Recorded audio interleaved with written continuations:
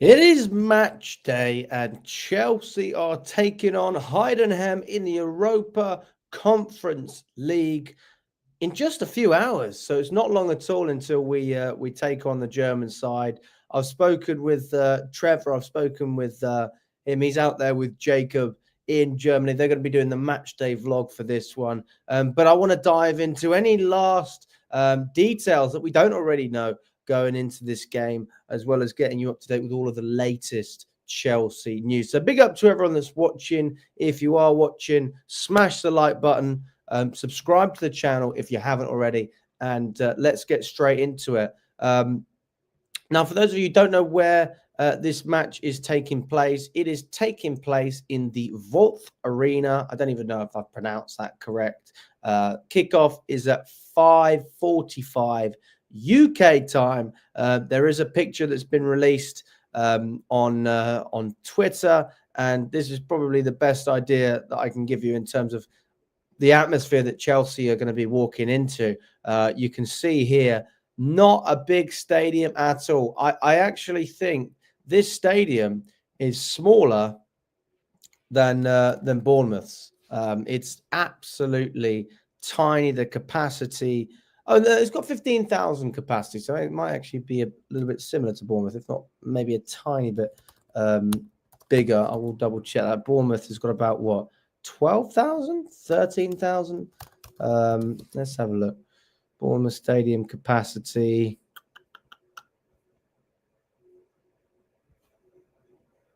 Yeah, about 11,000 Bournemouth. So it is bigger than Bournemouth Stadium. That's fair enough. I didn't actually know that. I thought it was around the same size. But one thing the Germans have and have always had is that 12th man. And that is something that we need to be ready for. Going into this match, we need to understand that although it's not going to be like Panathinaikos, where I don't think there'll be violence outside the ground. I don't think that we'll have that kind of issue.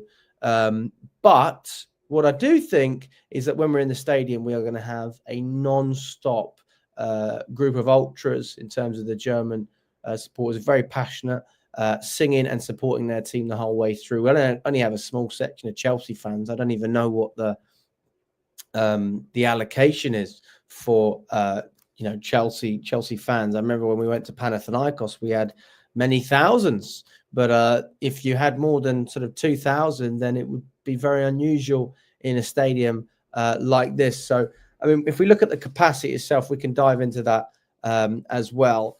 I mean, I only know 2 or 3 people that are going out to this game. I don't know if anyone else knows, who is going. I mean, let's see this Heidenheim Chelsea allocation. Let's have a look. Okay, that's not actually that bad. That's a pretty good away allocation. So 1,521. That is the allocation that Chelsea have, which means they will take up roughly 10% of the stadium. Unsurprisingly, this allocation sold out very quickly, with fans keen to tick off one of the rarer European away days. What a great experience for any Chelsea fan that's traveling out to Germany. And I'm absolutely gutted that I couldn't go myself. I really am. I would have loved to have gone. But because of some passport issues that I had, I ended up losing my passport when I came back from Panathinaikos. I didn't get to book everything in time, but I will be trying to go to Kazakhstan. I just got off the phone with my dad because I don't really want to go on my own, and nobody else wants to go with me.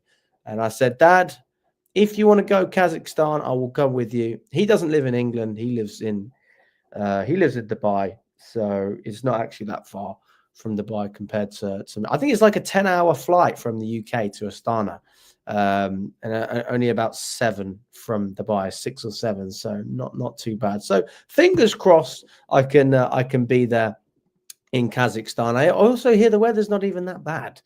So all these rumors I've heard about, what's the word? -1 degrees and all this. It's a load of rubbish. At the moment, it's about 15 degrees. So it's quite warm. It's actually warmer than it is in England at the moment. But yeah, in terms of the squad updates, We knew that Reece James was going to have a scan on his hamstring this week. He is going to be out until 2025, which is a real blow. So nobody's happy about that. I'm certainly not. Why can't this guy just stay fit? What is the problem here? Well, we know what the problem is. He's injury prone, but we all thought to ourselves, maybe this is a problem with our medical staff. Maybe there's another issue that we don't know about, that we should know about. I think that sometimes players are just, I don't want to sit here and sound very spiritual, but sometimes players just have like a curse. Like Reece James is cursed at this point, and I don't think that we're ever really going to see a fully fit Reece James coming into the side and staying in the side because of these injury problems. And I think that, unfortunately, you're seeing this with a few players. This is just modern football because the recovery periods are so short. So when you have a young player, a fresh player, and Reece James, once upon a time, he was like that, forced to play Saturday, Tuesday, Saturday, Wednesday, Saturday, all the time, 2 games a week, even with a little niggle, even if he doesn't feel 100%. And then it gets to the stage where you pick up that first injury. But you're so important to the side that as soon as you're almost ready, you get pushed straight back in. And that's what we saw with Tuchel. That's what we saw with Graham Potter as well. Similar scenario with Ben Chilwell at times, although he's obviously not as important for us as Reece James was. And now we're seeing a player who is suffering from that congestion. And I know not everybody agrees with it. They say that footballers get paid too much and this and that. But ultimately, it doesn't matter how much you make. Your body can only withstand so much physical output. And I think that players are entitled to protest for it's stupid, guys. We've had 3 international breaks. What the hell is the Nations League doing? Who cares about the Nations League? Who cares? Nobody cares. As far as I'm concerned with the Nations League, look, if you want to make that a competition at the end of the season, you could maybe make an argument for that. But at this moment in time, I think it's pathetic. I think it's stupid. Really, really unhappy with the fact that James is out, but it is what it is. So let me know in the comments, do you think we should keep Reece James? Do you think we should sell Reece James? Or some people saying, let's make a compromise here. Let's keep Reece James, but he needs to have a reduction on his wage. Maybe it's a case of, if you're fit, you get paid what you're on at the moment. If you're not fit, then you take a 50% pay cut. That will encourage, hopefully more sustainable amount of playing time. I don't know. Who knows? Anyway, we move on. Tosin, when asked yesterday in the press conference about Man City, can Chelsea reach the levels of Man City? He said, most definitely. We can see the growth from the start of the season until now. We still feel there's so much more to achieve together. We're getting better and better. He also said he was at Man City for 18 years from the age of 5. It wasn't always a big club, by the way. He's having a little dig at them there. Nice to see Tosin. That's good. He said, I saw the change under the new ownership, but I moved on. My aim was to get back to a top club, which is Chelsea, one of the biggest in the world.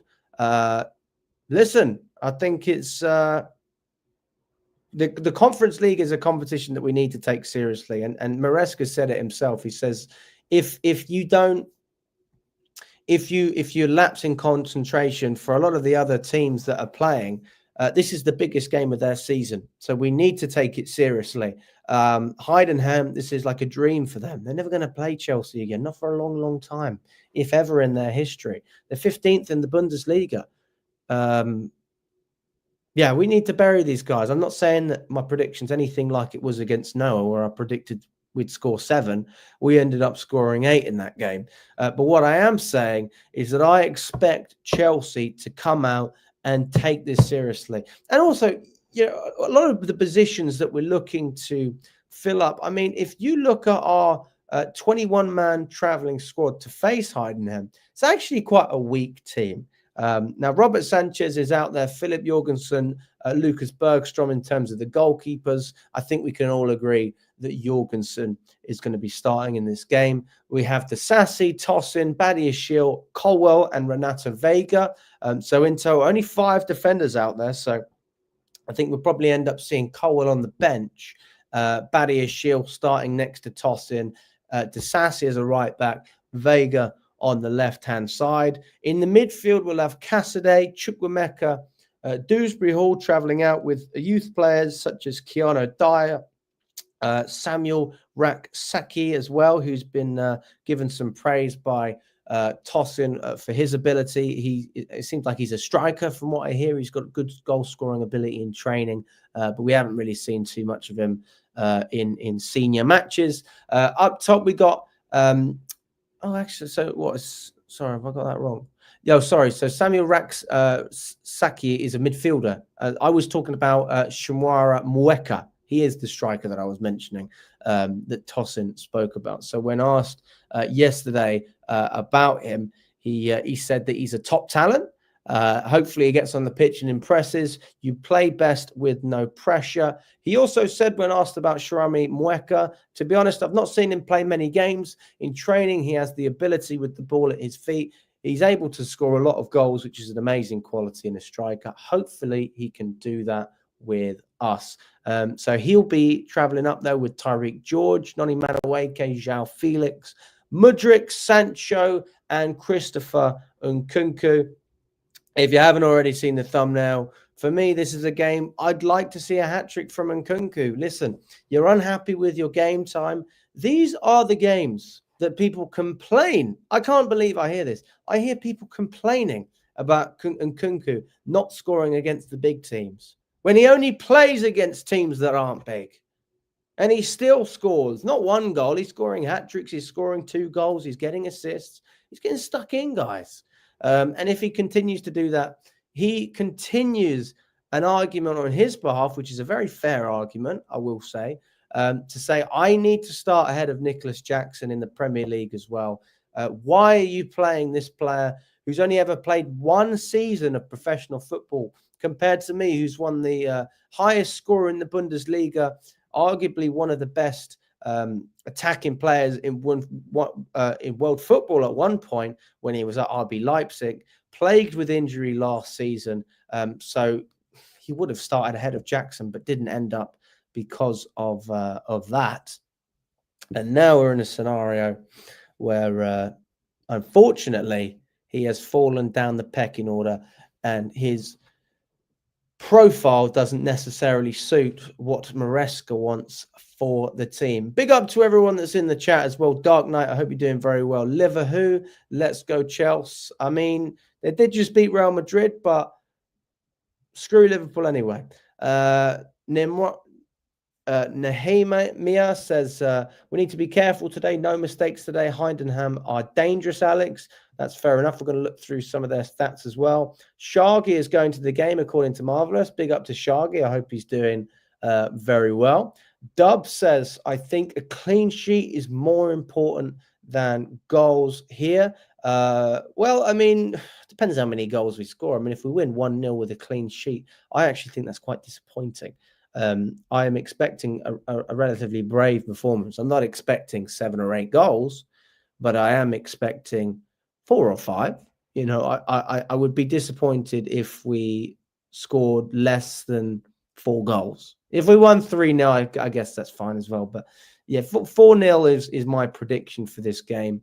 Maybe 4-1, because we do concede stupid chances, especially with Disasi as a right back. You're never making life easy for yourself. And I don't know how risky the starting 11 is going to be.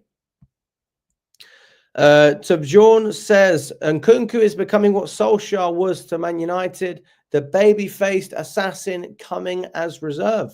That's a fair point. But I also think in the modern day as well, we have to be realistic in saying that what Solskjaer was the reserve striker who came on and made an impact for the best team in England. Yeah, they won everything. They were very successful. I'm sure he got paid very good money compared to what other clubs would have offered. Man United back in those days paid more than other teams. And that's something else that enticed players. Whereas these days, very different dynamic in world football. We can't forget that. We have other teams with money. We have other teams that are striving for success. We have other teams in better positions than we are. You would argue, if you were a neutral, and I'm a Chelsea fan, listen, I love Chelsea, but you would argue that Man United would pay more, Man City would win more, Liverpool are in a better situation than us, they've got a very stable club at the moment. You've got Newcastle, who have loads and loads of money. They're not able to spend all of it because of PSR, etc. But they want to spend the money. They're willing to spend the money. You've got Aston Villa with increased investment, and they're performing to a good level as well. And that's just in England. Then you look abroad and you say, well, you've got many clubs that would be willing to bring in a player like Nkunku, I'm sure. So I don't think the financial aspect, which is something that Chelsea took advantage of years ago as well, is necessarily something that we can cling on to now, because ultimately players just want to play these days. And I think we're seeing this theme happen more and more. If Nkunku remains to be number 2, I think it's going to be difficult to retain him. I really do. I don't think it's going to force his way out. He's not in a position to do it because he's still got a lot of time left on his contract. But, it's difficult. But do I like having Nkunku as a number 2 option? Absolutely. I'm with you on that. Quinton, big up to you, my friend. Kashan, you would prefer a clean sheet. Interesting. Does everyone agree with that? Big up to you, my friend. Keep it simple, says bro. It's only 3 points. 3 points is all we want, my friend. Keep it simple. Absolutely. The name says it. 3 points, then we're happy. But we want to win in style as well. Come on, guys. This is Heidenheim. Darach says, ain't nobody dangerous. Only Chelsea can beat Chelsea tonight. Should be easy. Get us into the Champions League. That's where we belong. Nehemia says Heidenheim are dangerous again. So big up to everyone in the chat as well. Smash the like button if you haven't already. We've got over 200 people, 160 on X, 50 on YouTube. Let's get up to 50 likes on YouTube, guys. Smash that like button. It really does help, and I appreciate your support. When we look at everything else to do with this fixture, I mean, there are other pieces of news as well that have followed up. I mean, just swerving away from Heidenheim very, very briefly, there has been a leaked third shirt for the 25-26 season, which is predominantly black combined with silver logos and applications. There might also be some blue elements. It will feature a classic Chelsea crest. So this crest here that I'm zooming in on, for those of you who have obviously followed Chelsea a long time, some of you might even have shirts with this on. This is going to be very popular, I can imagine. It's a very trendy crest. I actually am working with a company that sells shirts. I haven't actually agreed anything with them yet, but they've said pick some shirts. I had a look on their website, and it's the old school ones that does it for me. I love the old school shirts much more than the more modern ones. So yeah, big up to big up for that one. I think that's that's a good shout. I mean, it's not very traditional. I think you want to revolutionize a little bit more and go with the modern Chelsea, but so hard to think of new ideas, guys. Very, very difficult to think of all the ideas. Anyway, if we look at Heidenheim and their stats in recent times, that will give us a better idea of how these guys have performed. Have they been any good? Have they been in good form? Where are they at their best? So really, it's a good idea to just have a little bit of a perspective when we look at Heidenheim. So I'm going to share my screen with you now. So, I mean, we're going back a little bit. We're going back a few months just because sometimes that helps to give a little bit of context. Yeah, so some good results. They lost to Dortmund. They lost to Freiburg. Those are games you probably expect them to lose. But they beat Mainz. They beat Augsburg. Hacken as well. I've never heard of Hacken. They then played Olimpija in... Oh, fuck's sake. I hate these adverts. What's going on here? They then played Oh, for fuck's sake. They then played Olympia in the Conference League. They ended up winning that game, and they lost to Leipzig in the Bundesliga. You'd expect them to lose that game. They also lost to Borussia Mönchengladbach. I would expect them to lose that game as well. They beat Paphos, so they actually have a very good record in the Conference League as it stands. Drawing to Heidenheim, Hoffenheim, sorry. And then this month, over the past couple of weeks, it's been quite a tough time for them. Apart from their 2-0 win against Hearts, they lost against Hertha Berlin in the Cup. They lost against Holstein Kiel in the Bundesliga. 3-1 loss against Wolfsburg. A 5-2 battering against Bayern Leverkusen, which you do expect. But that leaves them in 15th place in the Bundesliga. Not far. Well, actually, they are comfortably away from relegation as it stands. But I mean, they actually did lose to Holstein Kiel. I presume that's a rival. Although they can't get relegated. I don't understand how could you get into Europe and then be in a relegation battle next season? But then we look at the history of that. I mean, if anyone remembers Wigan winning the FA Cup and then they got relegated that same season. Only to play in the Europa League while they're in the Championship. So it is possible. So you can't write everything off. Now, in terms of the players, I don't know any of the players that play for Heidenheim. I don't really know them, and I won't pretend to know them. But what I can do is zoom in on. I mean, does anyone know any of these players? I'll let you tell me. Maybe you can help me out, guys.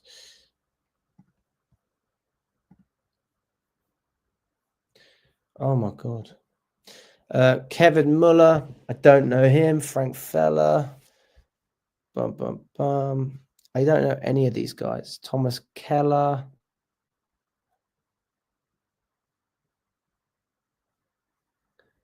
Luca Janes. Luca Kerber. Adrian Beck.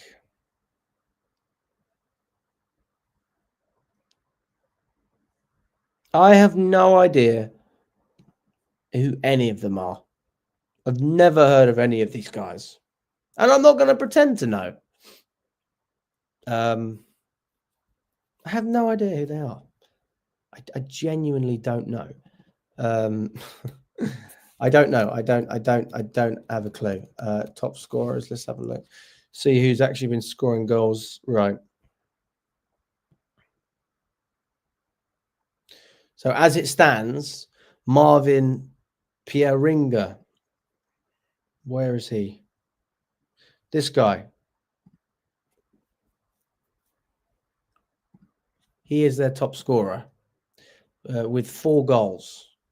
While Leo Schnitzer and Maximilian Bruinig both have 2. Nicholas Dorch, Marvin Pieringa, and Jonas Forenbach have the most assists with 1. And the goalkeeper has only recorded 3 clean sheets this season. Oh my goodness. Let's check if that's accurate. That's ridiculous. Are you kidding me? That's crazy. Current season. Okay, 5 goals. 4 assists. Okay, that's not accurate then. Sorry, I was reading something from the internet which said, I just wanted to make sure that's right. I mean, this is what I was reading, so maybe this is inaccurate.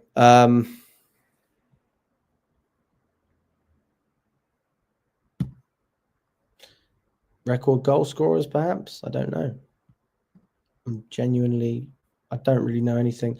Okay. I don't really need to know about the record goals.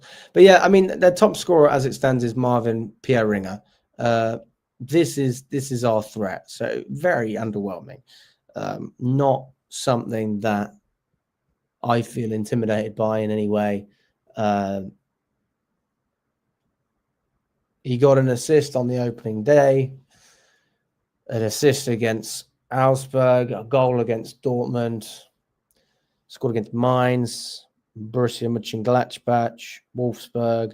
So in recent games, actually, this particular player, he's probably been the biggest problem that Heidenheim have been able to cause in terms of output. But if it was just down to that and they had a solid defense, I think they'd probably be all right. But they are not good defensively at all. Look at this game here this game where they conceded 4, conceded 3, conceded just the one there. 3 goals again, 1, 3, 5. That tells me that we should be battering these guys. This shouldn't even be a debate. This should be comfortable. Paul Wanner on loan from Bayern is pretty good. I don't know who Paul Wanner is. Let's have a look at Paul Wanner.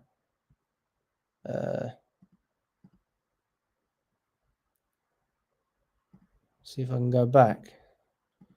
Paul Wanner. Paul Wanner, this guy, attacking midfielder. Oh, he's probably got the highest transfer value out of all of them, 15 mil. Is anyone worth more than 15 million? Nope. He is by far the most valuable player in that squad. Okay, let's have a look at Paul Wanner then. So he's an attacking midfielder. 18 years old. Very young player. What's he done this season? He's not had a bad season, but he hasn't played. Oh, he has played, actually. He has. He's had game time. 7 GA in 16 games, so about 50%, just under, in terms of goal contribution. So it's not bad, is it? It's not bad at all. If you look at his stats in the Bundesliga, 3 goals, all at the beginning of the season. He hasn't had anything since then. Doesn't really get a regular 90 minutes either. He always gets substituted off. 80 minutes, 70, 68. He hasn't had a single game where he's played 90 minutes in the Bundesliga. It's exactly the same in the Conference League. He's only come on as a substitute by the looks of it. 20 minutes and 20 minutes. He hasn't had a single game where he's played 90 minutes. That's interesting, isn't it? So Heidenheim's best player in terms of value, or the most valuable player, is not even playing the full 90. So I guess you'd expect the same thing against Chelsea. So that's interesting. Big up to everyone that's watching as well. Quinton says Sancho needs to start. I'd like to see Sancho, but I'd also like to see Mudryk as well. You know, I'd like to see Mudryk. Maybe Sancho on the right-hand side. How about that? Mudryk on the left and Sancho on the right. Felix down the middle with Nkunku. That would be nice, wouldn't it? David says, big up to you, David. Would love to see Raksaki or even Mweka in the starting 11 for tonight. I doubt that's going to happen, especially when we've already got competition as it is with established players. I think it's much harder. Chorban says 2+ hours until we can kick some buttocks. Very well said, my friend. Kick some buttocks indeed we will. But listen, guys, I mean, my score prediction for this game is very simple. I am predicting a 4-1 win for Chelsea. A 4-1 win. I think we will concede. We always concede, unfortunately. But I think we'll score plenty. I think that there'll be goals around. And I would love to see, as I said in the thumbnail earlier, I'd love to see a hat-trick from Nkunku. I think that would be brilliant. I think it's just good for him, good for the team. I want to see Mudryk start this game. I want to see Dewsbury Hall balling out as well. I'd love to see a clean sheet from our defence. As much as it's not impressive because it's Heidenheim, it is going to be impressive because they always concede. So if they don't, I still give them some praise. I mean, I don't think that you shouldn't praise players. Of course you should. So that's my stance on it. Lloyd says play Noni Madueke. I mean, there's an argument for that as well, actually, because I wouldn't play him against Aston Villa. So, yes, that's another argument. But people said the same thing about Enzo Fernandez. You know, play him today and then don't play him against Aston Villa. He hasn't even been brought with the squad. So there's a chance that maybe he will be playing against Aston Villa. Guys, if you don't know who Omley are, this is the QR code right here. Scan the QR code, download Omley. All right. Omely is the place for football fans to discuss nothing other than football. On Twitter, you have Twitter Spaces, but there's a space for everything. On Omely, there's only one thing: football. I'm going to be on there doing a review for the Heidenheim game tomorrow. I was meant to come on today, but I've had such a busy day, so I haven't really been able to fit it in. But I will be doing a review of the game on Omely tomorrow. Join me for that. And you can speak with me as well. You're welcome to jump on. So yeah, there's a link in the description as well. If you're an X, come to the pinned tweet at the top of our page. You will see a link for Omely, and you can download it there as well. But listen, guys, I have to go. That's why I'm dressed up like this. I don't usually wear this stuff on camera, but I work outside. And I've got to work for just before the game. I will still watch the game, but I have to work outside for about an hour. And then I will be coming back and watching the game and reacting to it as well. But big up to everyone that's watching. I tried to squeeze in a quick stream. I hope you enjoyed it. And we will catch up very soon. Smash the like button if you haven't already and subscribe. Up the Chelsea 4-1. Let's have it.